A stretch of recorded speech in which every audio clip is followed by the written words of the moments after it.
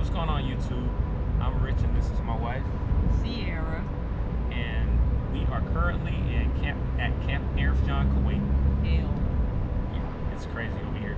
So this is our first time being stationed overseas together, married. So what I would definitely say is if you're coming to Camp Arifjan and you don't have a spouse, because most of you aren't going to have a spouse coming over here, be ready for this heat. It is super hot outside. When I say hot, that is an understatement. It's 109 degrees right now. Imagine yourself opening an oven and you sticking your head in, or even better, I'll say, if you've seen your car or you've ever been in a parking garage and it's super hot outside, let's say you're from like the East Coast or something like that, and you open your car door, that heat, that undeniable heat that rushes and slaps you in the face, that ain't even it. Sit in the car, close the door, leave all the windows up, and let that heat just resonate for a second. When you start sweating, then you almost halfway there. That's literally how it feels over here. That's all I'm saying. But at any rate, so we've been over here for about almost 12 months, which is literally our freedom mark, as I'll say, to get out of here. But what we're going to talk more about in this part 1 video is going to be more so the arrival process of Camp Arifjan and how everything was. So initially getting off the plane, it was super hot, and we really didn't know what to expect. Our sponsors weren't sponsoring, if you want to say that. So it was more like you're just gonna have an integration process of hell, basically. That's literally how it was. How did you feel?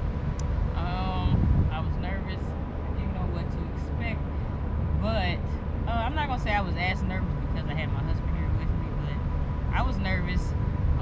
Like you said, it was very hot, and we got in during the middle of the night, and it was already like 100 and some degrees. So that was fun. Yeah. I would definitely say another stop getting off the plane and being transported on the bus to Camp Arifjan was the longest travel of my life. Like I've been stationed in Korea before as well, and I've also been in Germany. But I would definitely say the integration process here, it was like get on the bus and then just wait. And I don't know if I was on that bus for like 30 minutes or if I was on that bus for an hour, but it just felt like so long because it dragged. It's like one of those things where you're waiting for something. It's just really intense at that time. It's kind of like I'm just waiting. The anxiety kind of like hit me. I'm like, oh my God, like what am I waiting on? What do I expect? So I would say if you don't have something to do while you're waiting, or like a book to read, or a friend to talk to back home, or some music to put in your ears, you're really gonna regret it when you come over. And also initially when you're coming over, you're not gonna need like ASUs and stuff like that. Like I would literally bring some hot weather uniforms if I were you. They're gonna issue you ACH, and they're gonna issue you IOTV, and that's literally like the majority of the equipment that you will need coming over. But back to the bus ride. So the bus ride, and we get up to what is that called? It's like the reception area. Where we process it? No, when you first get Gateway? here. Gateway. You get to Gateway, and you get this brief. So you get off the bus, you get this brief, and it's kind of like your integration brief. Hey, welcome to Camp Arifjan, yada yada.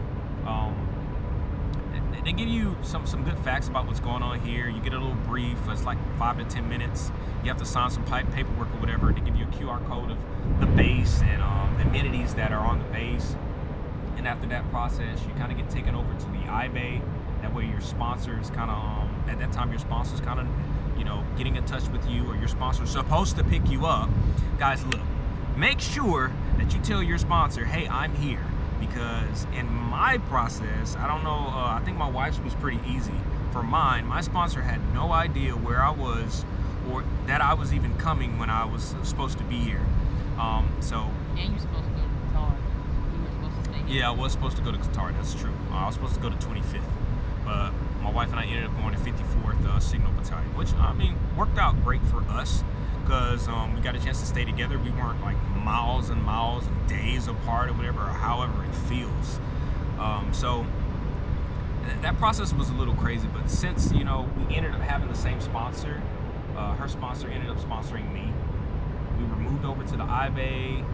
And we stayed in the I-Bay for maybe a little under 3 weeks. I think I was there for like 2 weeks. You were there for like, what, a week and some change, maybe? Yeah, usually the females have a shorter wait time than the males, since it's not that many of us. Matter of fact, our barracks are right behind us. Literally right there. So there's also a difference. You can either come out here PCS or what is it, TCS, deployed. So we're stationed here for a year, while other people, they come out and they rotate and they're only here for like 9 months. So if you're PCS here, you'll be staying in the barracks versus staying in like open bay rooms. Yeah. What I would definitely say, coming to that I-Bay, is get ready to lug your bags upstairs. Definitely. It's nice there, but it's an open bay concept. So what we'll do is we'll do a part 3 video, and we'll show you guys how the I-Bay looks from the inside. So it's open bay, but they have cubicle type living. So the ceiling is open, so you can literally hear everything going on inside of the I-Bay. But you have maybe 4 bunks, and it's separated by wall lockers, depending on what your setup is in there. It's not too bad. You move a door, go in, and like I said, we'll do a snippet kind of to show you guys what that looks like. But get ready for that. You'll probably be in there for about 2, maybe 3 weeks, depending on what the availability is and depending on what your rank is. So if you're E5 and below, you're going to be in the barracks that we're in. If you are E6 and above, so look forward to get a room faster. So what I'll also tell you is, working in the position that I was in, I was fortunate enough to kind of get some of the perks that came along with the job. So what I will tell you from my position is, go ahead and send your orders first. Send your orders and send your leave form, send all the required documents to your sponsor. That way they can go ahead and get you on the housing list. That way you're good to go when you get here. You don't have to wait as long, because they're gonna start that process from the time they receive your orders and your leave form, and that's when they're gonna start placing you on the list. So if your sponsor can go ahead and get that ahead of time, you'll be miles and miles above the power curve.